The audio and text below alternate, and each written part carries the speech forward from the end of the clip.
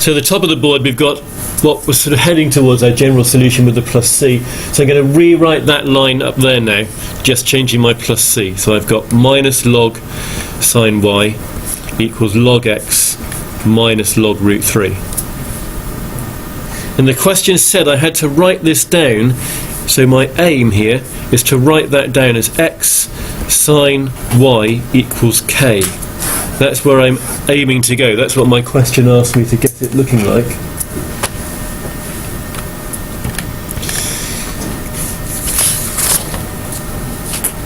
So, what do you think might be a good thing to do next? How? Get rid of all the logs, yes, but how?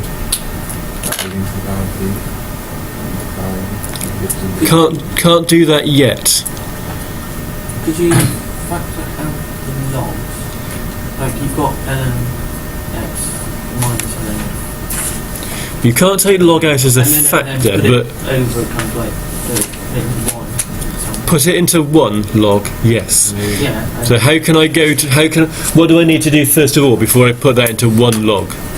Move the sine y to the right and move the natural log of root 3 to the left. At least then you can combine the logs by the rules. You're getting there. You need to get all the logs on one side, everything that's logged on one side. Then you can combine them together. That would be a good way of doing it. You can't just get rid of logs if there's a log of something plus or minus a log of something else. So if we get all of those on one side, so if I keep those two things where they are over there and move this to the other side, it's a minus over here, well it'll go to be a plus over there, and now the left hand side equals 0. Now I can use laws of logs similar to this one again on this. Here I've got log of A minus log of B plus log of C. How can I combine those into one log? Yeah, the bits that are being added together, that bit and that bit, because they're being added together, the bits that are being logged, the x and the sine y, get multiplied together. And the log that's being taken away, the bit that's being logged there, because that's a taking away, that becomes a dividing. So I get that.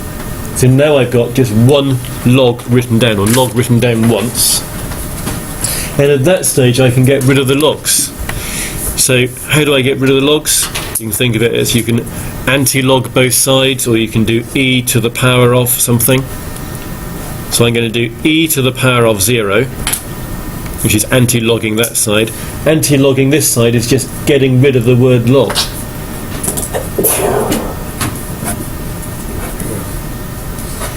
And what is e to the power of 1? Sorry, wrong question. What is e to the power of 0? 1, yeah.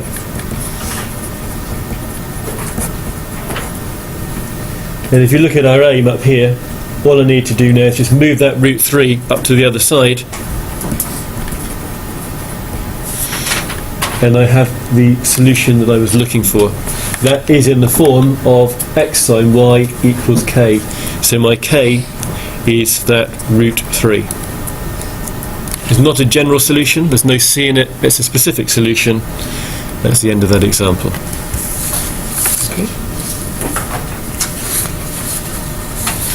Right, so lots of things coming together. Someone said they couldn't believe how much integration there is in C4. There's an awful lot of it. It's involving logs in here, all sorts of things sort of coming together. C4 is the bringing everything together unit. So let's go on to another example, example number 3. Can I take this?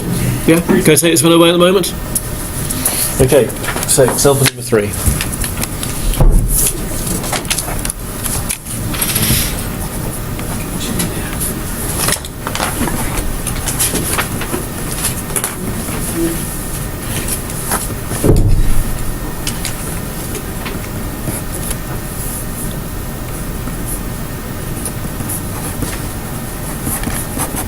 So example number 3 is solve dy dx equals 2y plus 1.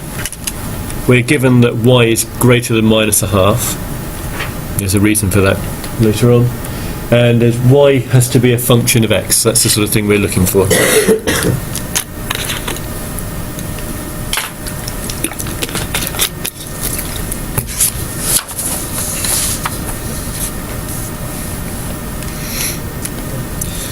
Are we looking here for a general solution or a specific solution? Yeah, general, because they don't give us any information that's going to help us get rid of this plus c, so it will be a general solution for this one. Will be sufficient. So first off, I'm going to write down what I had here.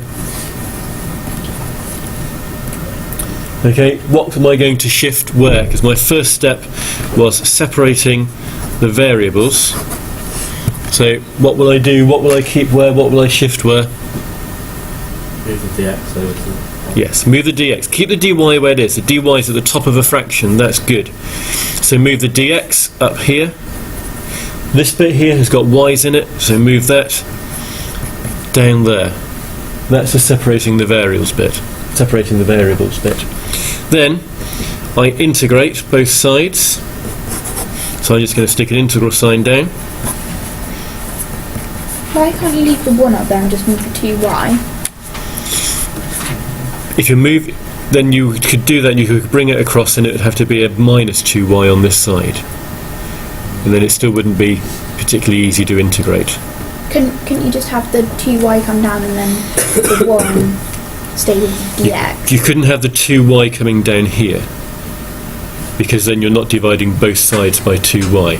If you brought just the 2y down here, Yeah. you'd have divided that by 2y, but you haven't divided the 1 by 2y. You haven't divided right, I it see all by what you 2y. Okay. So that's what you've got to integrate. Anybody offer any suggestions to make things easier anywhere here? Putting a 1 over here. Has that made that much easier? Anybody think of anything else we could do there which would be one more step which would make that easier? Think back to something I wrote on the board in green earlier today.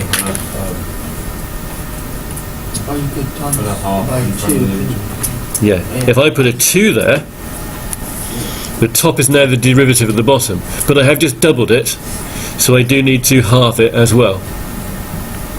Over here, I'll just put a 1 in front of my dx. So again here, I've done this fiddle factor here with the 2.5, because that has now given me, again, a function on the bottom, its derivative on the top. So when I integrate it, I'm going to get log of the function on the bottom. That's what I'm using. Always look out for that sort of thing. If you've got a fraction, and that was a 1 over, that's a fraction, so always see if you can do that sort of thing. It just makes life easier. So on the left, mustn't forget to write that half down. Then this is log of what I had on the bottom. And on the right, integral of 1 with respect to x is x, and I'll put in my plus c.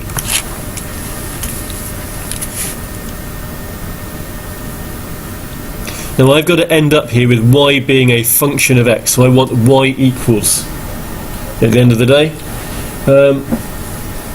What shall I do next, do you think, just to make it a little bit easier? I don't like the fraction at the front. What can I do? Sorry? Yeah, times everything by 2. I'll get rid of that half there. Now, if I write this down over here, any complaints? Would it be 2c? Right, that's what I was hoping somebody would say. Wouldn't it be 2c? Yes, it would, but c is just some unknown number, so it will still be an unknown number, so I will still call it c. We don't usually bother timesing the c by something, because it's still just some other unknown number. Effectively, you could call, well, that's c1, that's 2 lots of c1, I'll just call that c2. But we just don't bother, we just keep calling it c. Okay, so don't be put off there. Timesing it by 2, timesing an unknown number by 2 is still an unknown number. So yeah, that c is actually different to that c, but who cares? It's just an unknown number still, so we don't worry about it. Okay. Okay, so we've got here. But if you were given y and x now, surely it would matter. Yes, if we were yes, we would get different things. Yes, that's right. Yeah. Okay. Right. Now what? We're trying to get y. What's the problem at the moment? You've got a log of y, so what we need to do is anti-log. And if you want to think of anti-log as being e to the power of something, well, on the left-hand side, anti-log is literally just get rid of the log. And on the right hand side it is going to be e to the power of something.